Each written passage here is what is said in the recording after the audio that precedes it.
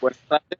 Les vamos a presentar el caso del Daiwa Bank, un banco japonés que enfrentó una crisis dada una inadecuada gestión de riesgos.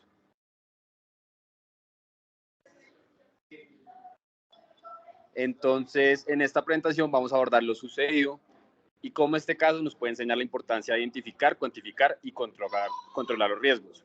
Nuestro grupo está conformado por Mariana Sánchez, Sergio Álvarez, Juan Nicolás Sánchez, Juan Guillermo Pinzón y Alberto Lapava. Los temas que vamos a abordar en la presentación son la descripción de la empresa, la descripción del evento, la identificación de riesgos, el impacto en la empresa y el resultado final. Bueno, muchas gracias, Alberto. Pues primero empezamos por contarles un poco de la historia del banco. Daiwa Bank fue fundado en el año 1918 en Osaka, Japón, y durante gran parte de su trayectoria y de su historia se convirtió en uno de los bancos más grandes y respetados de Japón. En el año 1956 logra entrar en el mercado americano, específicamente abriendo oficinas en Nueva York. Y en aras de tener una expansión internacional durante la década de los 80s, y a principios de la década de los 90s, el banco buscó expandirse internacionalmente y estableció sucursales y operaciones a lo largo y ancho del mundo y también de Estados Unidos. Em, También es importante decir que en esta década empieza a cotizar en la bolsa de Tokio, con sede principal en Osaka, donde fue fundada, y en el año 95 tuvo una crisis de negociación por negociación de bonos y una multa por parte de la Fed por pérdidas de 1.1 billones de dólares y una multa también de 340 millones de dólares que explicaremos a continuación. Gracias, Juan Guillermo. Entonces, bueno, para explicarles un poco cómo sucedió esta crisis, hay que hablar de un personaje muy importante que es Toshihide Iguchi.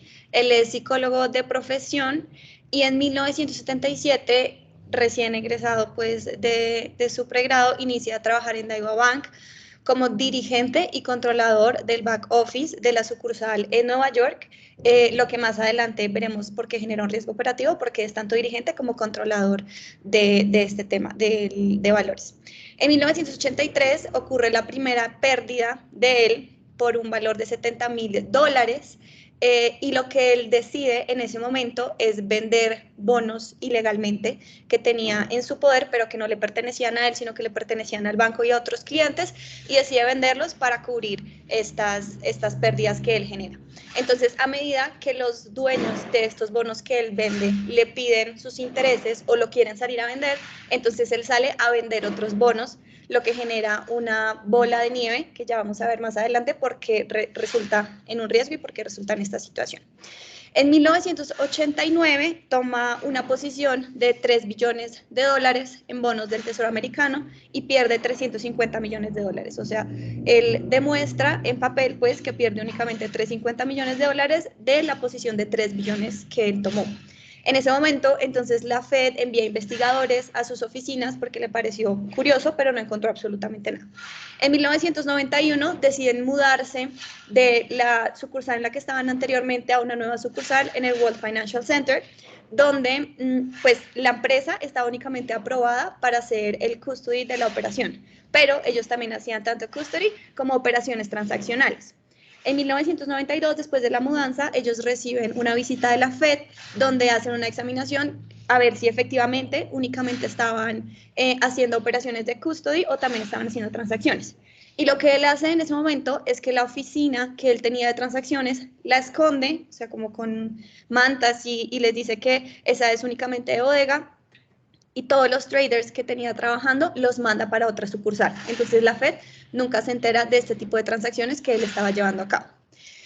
Y luego, él hace todo esto desde que entró hasta el 95, es decir, alrededor de unos 11 años, realizando este tipo de fraudes, donde cuando pierde lo oculta con venta de bonos y cuando le pide el rendimiento compra nuevos, lo hace durante 11 años.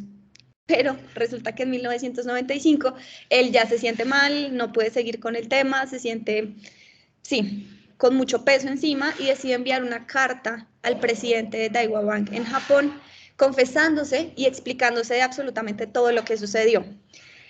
Si esta carta no se hubiese enviado, entonces jamás no se hubiesen enterado de que el banco traía unas pérdidas y que él estaba haciendo estas transacciones ilegales y falsificando los documentos, de que los bonos que tenían los dueños ya estaban vendidos. Envía la carta al presidente, el presidente le cuenta al Ministerio de Japón y el Ministerio de Japón y el Banco japonés tardan más o menos 2 meses en contarle la situación a la Fed, y lo que se cree es que entre el Ministerio de Japón y el banco estaban intentando como cubrir la situación por una crisis económica que vivía Japón en ese momento. Listo. Entonces el resultado, pues finalmente él lo mandan 4 años de prisión.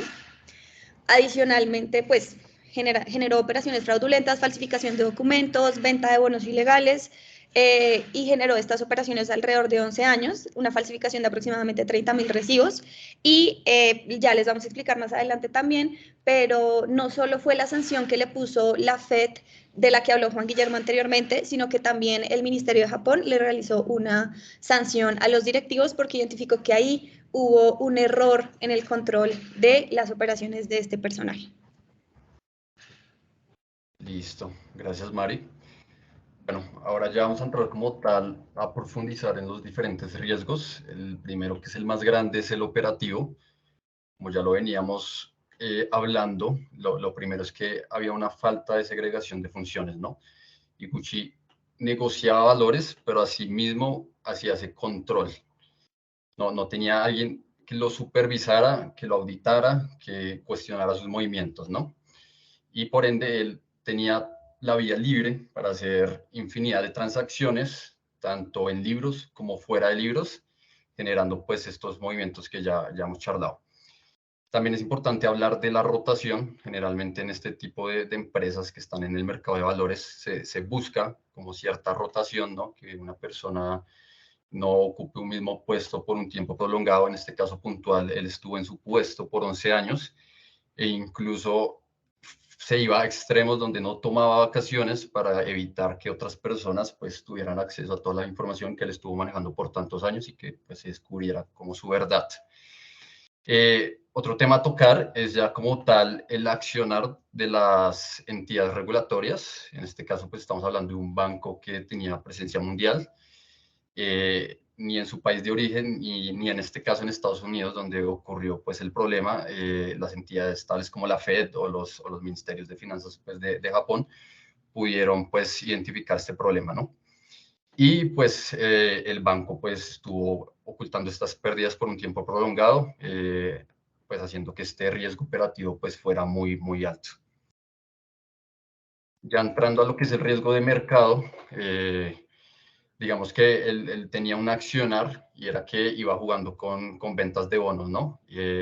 Tenía ciertas pérdidas, vendía otros bonos con rentabilidades diferentes para cubrirlo, y con eso iba respondiéndole a sus clientes y no generaba ruido respecto a las rentabilidades que estos esperaban.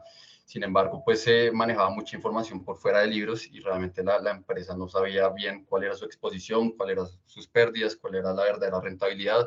Se estaba pues subestimando la información financiera, ¿no? Y pues estaba haciendo transacciones por fuera del mercado, que pues es completamente ilegal.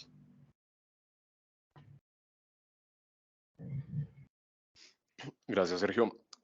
Bueno, de igual manera se presenta un importante caso de riesgo de liquidez derivado, pues, digamos, de las millonarias pérdidas que tuvo que asumir el banco después de todas las operaciones fraudulentas que se llevaron a cabo por más de 11 años. Estas pérdidas, pues, ascendían a un valor de 1.100 millones de dólares y de igual manera el pago de una multa de 340 millones de dólares, que para su época, pues, fue una de las multas más importantes que el gobierno de los Estados Unidos le hubiese imponido a una de las compañías extranjeras pues operando en su país.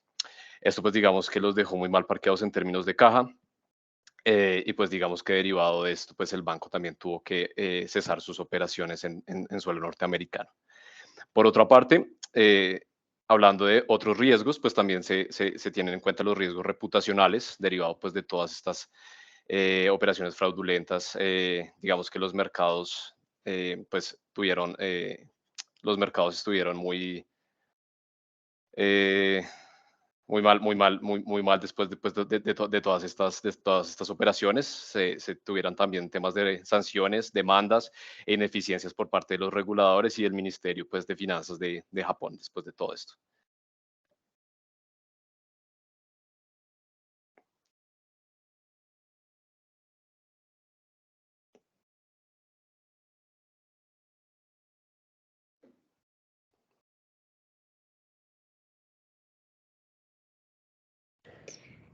Entonces, bueno, respecto al impacto y el resultado final, entonces efectivamente pues Standard Poor's decidió bajar la categoría de A- a triple B y adicionalmente pues hubo una, por la bajada de esa categoría, el banco tomó la decisión también de salir de Estados Unidos, pero no solo eso, la Fed también se sintió como vulnerada diplomáticamente porque el Ministerio de Japón era consciente de la situación 2 meses antes de que se lo comentaran, entonces eso también generó problemas y tensiones políticas entre ellos dos y terminó casi que expulsando a Daiwa Bank de suelo norteamericano. Entonces, al expulsarlo, ellos toman la decisión de enfocarse más en Japón y Asia, en países como Tailandia, Filipinas, en este momento están bien posicionados y en su mayoría es un banco público. Adicionalmente, la pérdida que ellos generaron en ese momento de 1.1 billones de dólares, según los analistas, no generaba una alta probabilidad de generarles bancarrota